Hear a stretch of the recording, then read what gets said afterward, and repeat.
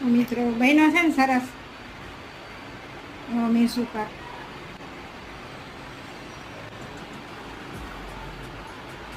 બહારથી લઈએ ને તો બહુ કડક આવે, આ કડક ના હોય, એકદમ પોચો બને અને ખાવામાં પણ એટલો સ્વાદિષ્ટ બને.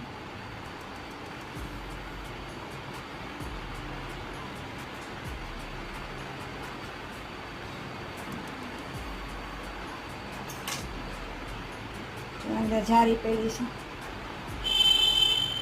3 કલરના થાય.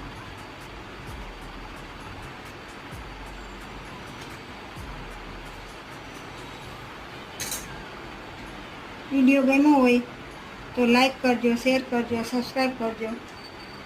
જય શ્રી કૃષ્ણ.